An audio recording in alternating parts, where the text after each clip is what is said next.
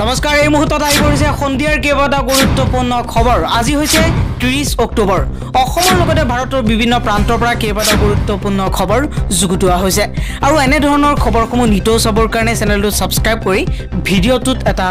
like কৰি দিব এই মুহূৰ্তত আহি পৰিছে অসমৰ 5খন বিধানসভাৰ উপনিৰ্বাচনৰ শেষ মুহূৰ্তৰ খবৰ 5খন বিধানসভা উপনিৰ্বাচনত কিমান শতাংশ ভোট গ্ৰহণ সম্পূৰ্ণ হল কোন সমষ্টিত এই মুহূৰ্তত জনাই আছো শেষলৈকে অৰ্থাৎ 5 বজালৈকে পাঁচোটা সমষ্টিৰ মুঠ ভোটদানৰ হাৰ হৈছে 69.60% এই মুহূৰ্তত আহি পৰিছে অসমৰ 5খন বিধানসভাৰ উপনিৰ্বাচনৰ শেষ মুহূৰ্তৰ খবৰ 5খন বিধানসভা উপনিৰ্বাচনত কিমান শতাংশ ভোট গ্ৰহণ সম্পূৰ্ণ হল কোন সমষ্টিত এই মুহূৰ্তত জনাই আছো শেষলৈকে অৰ্থাৎ 5 বজালৈকে পাঁচোটা সমষ্টিৰ মুঠ ভোটদানৰ হাৰ হৈছে 69.60% গুহাইগাঁৱত 5 বজালৈকে ভোটদানৰ হাৰ হৈছে 76.71% দ্বিতীয়তে ভবানীপুৰত বৰ্তমানলৈকে অৰ্থাৎ শেষলৈকে সৰ্বাধিক ভোটদানৰ হাৰ হৈছে 74% তামুলপুৰত 5 বজালৈকে ভোটদানৰ হাৰ হৈছে 62% মৰিয়নিত 5 বজালৈকে ভোটদানৰ হাৰ হৈছে 61.629% আৰু শেষত 5 নম্বৰত হৈছে থাউৰা আৰু থাউৰাত 5 বজালৈকে ভোটদানৰ হাৰ হৈছে 75.07% পৰৱৰ্তী খবৰটো হৈছে আজি অসমৰ 5খন বিধানসভা সমষ্টিৰ উপনিৰ্বাচন হৈ গল এই উপনিৰ্বাচনতো ইভিএম খেলিমেলি হৈছে দুটাইত বিফল হৈছে ইভিএম মেচিন মাত্ৰ 72 গৰাকী ভোটাৰে ভোটদান দিয়াৰ পিছতে বিফল হৈছে মেচিন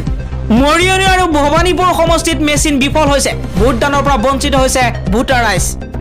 ভোটদান প্ৰক্ৰিয়া চলি থকাৰ মাজতে হঠাতে ইভিএম বিফল হৈ পৰে মৰিয়নি বিধানসভা সমষ্টিত 136 নং টিপমিয়া প্ৰাথমিক বিদ্যালয়ৰ ইভিএম বিফল হৈছে লগতে নিৰ্ধাৰিত সময়তকৈ 1 ঘণ্টা পলমকৈ আৰম্ভ হয় ভোট গ্ৰহণ প্ৰক্ৰিয়া মৰিয়নিত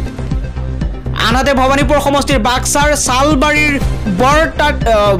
বৰটাৰী 66 নং ভোট কেন্দ্ৰটো বিফল হৈছে ইভিএম ঘণ্টাৰ পিছত ঘণ্টা ধৰি ভোট গ্ৰহণৰ বাবে অপেক্ষা কৰি থাকিবলগীয়া হৈছে ভোটাৰ ৰাইজ 72 গৰাকী ভোটাৰে ভোট দিয়াৰ পিছত বিফল হৈ পৰা ইভিএম মেচিনক লৈ বৰ্তমান সময়তো চৰ্চা চলি আছে ভোটাৰ ৰাইজৰ মাজত তীব্ৰ প্ৰতিক্ৰিয়াৰ সৃষ্টি হৈছে পাকিস্তানৰ সমগ্ৰ জিডিপিতকৈও ধনী হৈছে এলন মাস্ক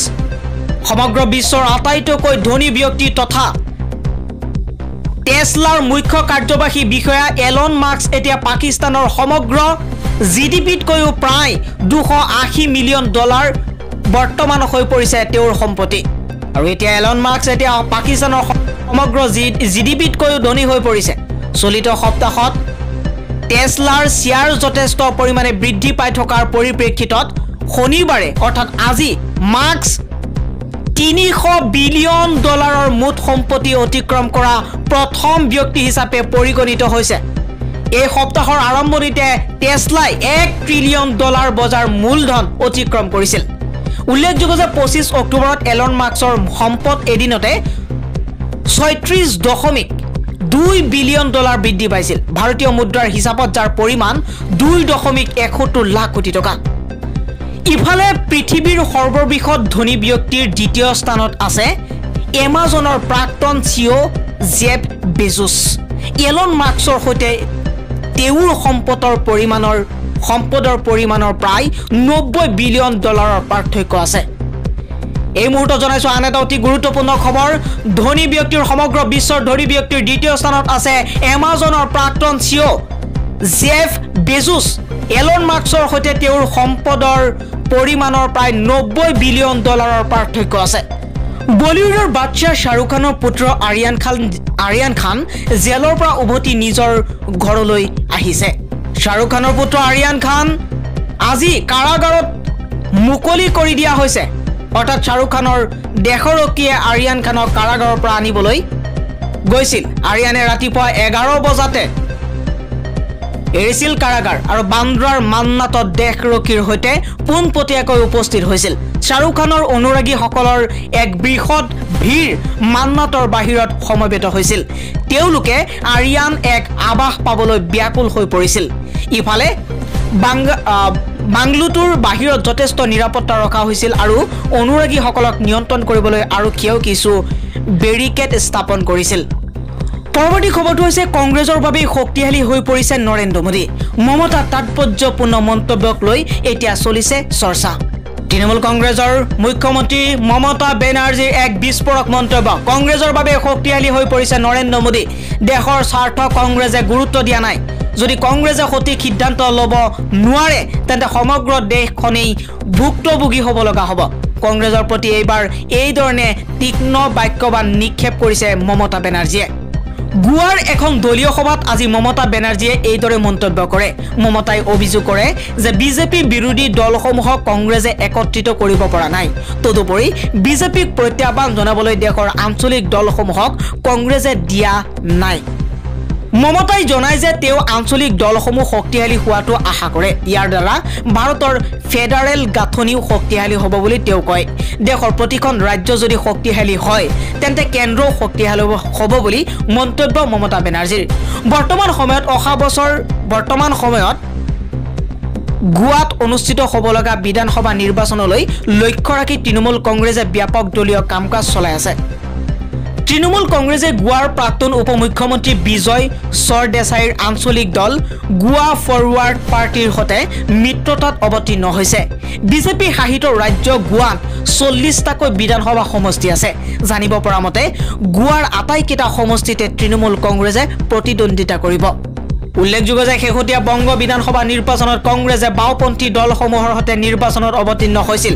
যাৰ ফলশ্ৰুতিত মমতা বেনাৰ্জীৰ তৃণমূল কংগ্ৰেছে অকলে নিৰ্বাচন খেলিব লগা হৈছিল সাংবাদিকে প্ৰশ্ন কৰে যে গুৱা নিৰ্বাচনলৈ লক্ষ্য ৰাখি কংগ্ৰেছৰ সৈতে পুনৰ মিত্ৰজোঁটলৈ আহিব নেকি তাৰ উত্তৰত মমতাই কয় যে বংগ নিৰ্বাচনত কংগ্ৰেছে বিজেপিৰ সলনি তৃণমূলৰ বিৰুদ্ধে অৱতীৰ্ণ হৈছিল তেনেস্থলত নিৰ্বাচনী মিত্ৰতাৰ কথা ভবা নাই এই মুহূৰ্তত জনাইছো এটা ব্ৰেকিং নিউজ এবাৰ চৰ অঞ্চলৰ মাটি বেদখল কৰা সন্দৰ্ভত এক নতুন জাননী জাৰি কৰা হৈছে এবাৰ ঢেকিয়াজুলিৰ ৰাজচক্ৰ বিষয়ে এক নতুন জাননী জাৰি কৰিছে যিখন জাননীৰ জৰিয়তে চৰ অঞ্চলৰ মাটি বেদখল মুক্ত কৰা সন্দৰ্ভত এই নতুন জাননী কৰিছে আৰু জাননী জাৰি কৰা মতে 15 দিনৰ ভিতৰত বেদখল মুক্ত কৰিবলৈ জনোৱা হৈছে চৰৰ মানুহক পুনৰবাৰ জনাইছো কি কথা উল্লেখ কৰা হৈছে জাননী যোগে এইটো জনোৱা হৈছে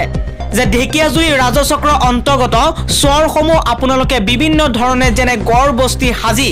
খেতি কৰি বেদখল কৰি থকা দেখা গৈছে গতিকে এই জাননী যোগে 15 দিনৰ ভিতৰত উক্ত বেদখল মুক্ত কৰিবলৈ আপোনালোকক জনোৱা হ'ল অন্যথাই আইনী ব্যৱস্থা গ্ৰহণ কৰাৰ কথা উল্লেখ কৰিছে ৰাজচক্ৰ বিষয়াৰ কাৰ্যালয়ৰ ফালৰ পৰা ঢেকিয়াজুলিত এবাৰ উচ্ছেদ অভিযান চলা সন্দৰ্ভত মন্তব্য কৰিছে শিখা শৰ্মাই কৈছে কিয় এই অমানৱীয়তা ডক্টৰ হিমন্ত বিশ্ব শৰ্মাৰ অসমত বহু বছৰ ধৰি চৰ অঞ্চলত এছাম মানুহে বসবাস কৰি আহিছিল তেওঁলোকৰ ভিতৰত বেছিভাগেই মিয়া জনগোষ্ঠীৰ লোক এই লোকসকলে